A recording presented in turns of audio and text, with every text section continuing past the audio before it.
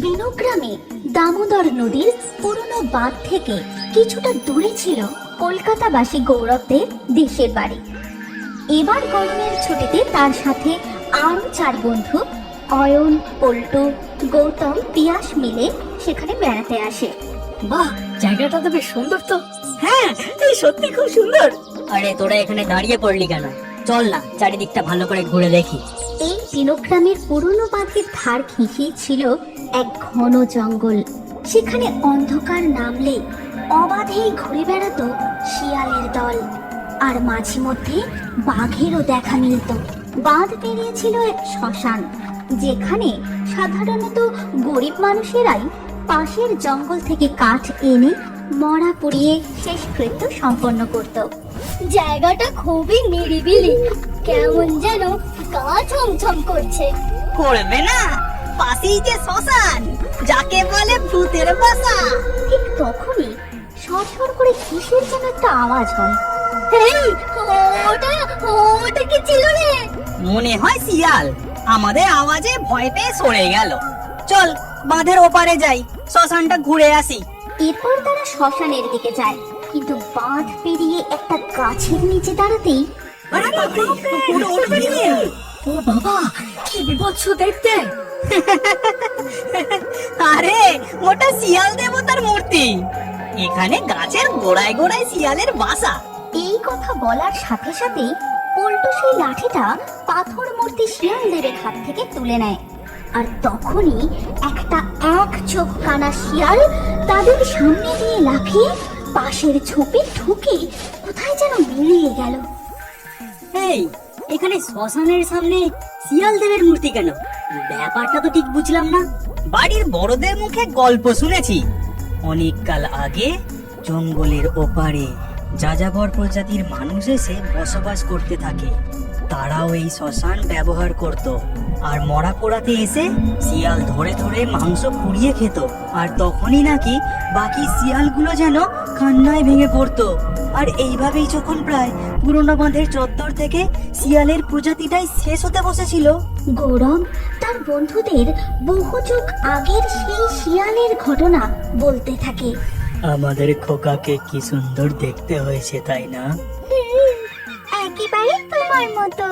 না না, তোমার মতোই সুন্দর। ঠিক তখনই একটা তীর এসে মা শিয়ালকে আহত করে।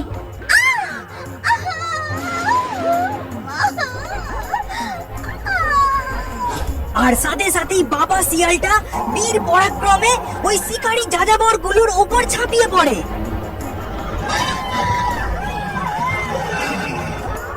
তাদের সব কটার মাংস তুলে নিয়ে আহত করে।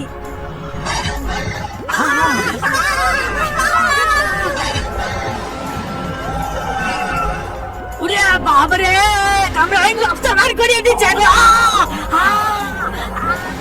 এইভাবে তাদের সব কটার মাংস তুলে নিয়ে আহত করে, কিন্তু প্রাণে মারে না। তবে সে তার প্রবল গর্জনে তাদের বুঝিয়ে দেয় তারা যেন এই অঞ্চল ছেড়ে চলে যায়, নইলে সে তাদের শেষ করে দেবে।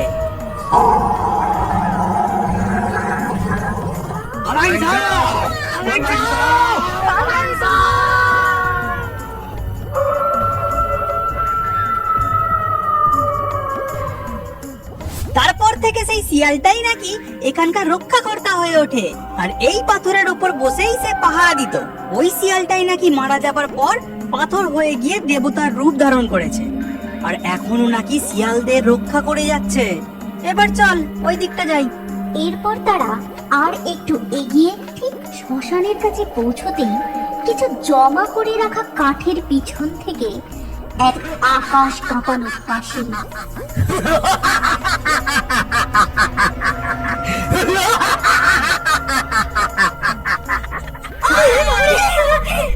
তোরা কে? এখানে কে চাই? আমরা কলকাতা থেকে এসেছি, চারিদিকটা ঘুরে দেখছি, কিন্তু তুমি কে? আমি সিদ্ধুরাম মরাপুরাই। তখনই পল্টু চিৎকার করে বলে ওঠে, ওই দেখ, সেই কানা শিয়ালটা! ব্যাটা তখন খুব ভয় দেখিয়েছিল। এই কথা বলেই পল্টু একটা বড় মোটা কাঠের টুকরো তুলে নিয়ে শিয়ালটাকে ছুঁড়ে মারে। শিয়ালটাও একটা ব্যথা পাওয়ার শব্দ করে সেখান থেকে সরে যায়। এটা তুমি ঠিক করলে না, ওরা নিরীহ প্রাণী, ওকে অহেতুক আঘাত করলে কেন? চলে যাও এখান থেকে। তারপর তারা সেখান থেকে চলে আসে, আর আসার পথে এই গৌরব, ওগুলো কিসের গর্ত? আরে এইগুলোই তো শিয়ালের গর্ত। ওরা রাতে গর্ত থেকে বেরিয়ে গুগলি, শামুক এইসব খুঁজে খায়। দাঁড়া, একটা মজা দেখবি? এই কথা বলেই সে গাছের একটা লম্বা ডাল ভেঙে নিয়ে গর্তে খোঁচা দিতে থাকে, আর একটা শিয়াল সেই গর্ত থেকে বেরিয়ে ভয় পেয়ে শ্মশানের দিকে পালায়। আর এটা দেখে সকলে মিলে খুব মজা পায়।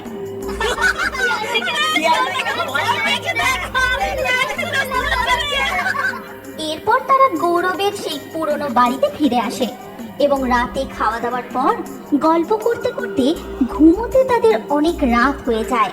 সবেমাত্র সকলের একটু তন্দ্রা ভাব এসেছে, ঠিক সেই সময় দরজায়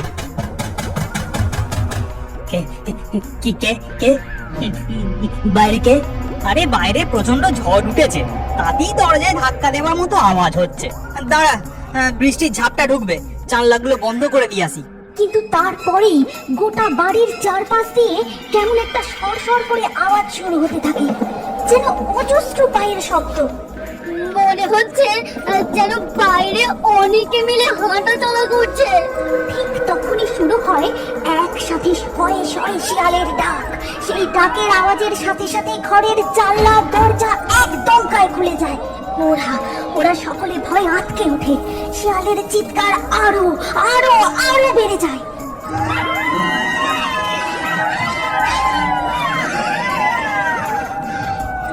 তারপরেই ঘরে ঢুকে সেই এক চোখ কানা শিয়ালটা, আর শিয়ালের সাথে সাথে ঘরে ঢোকে আরো একজন, সে ধুতো।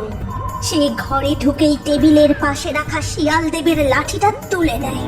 তারপর লাঠিটা দিয়ে চার বন্ধুর দিকে ইশারা করতেই হঠাৎ সেই কানা শিয়ালটা পল্টুর উপর ঝাঁপিয়ে পড়ে। তখনই ওরা কোনো রকমে ঘর থেকে বেরিয়ে প্রাণপণে ছুটতে থাকে। পালা পল্টু, পল্টু, পল্টু পালা! সবাই পালা, পালা এখান থেকে! ওরা পালাতে পালাতে যেন পথ ভুলে সেই বাঁধের দিকেই ছুটতে থাকে। তারপর পা হড়কে একে একে নদীতে পড়ে তলিয়ে যায়।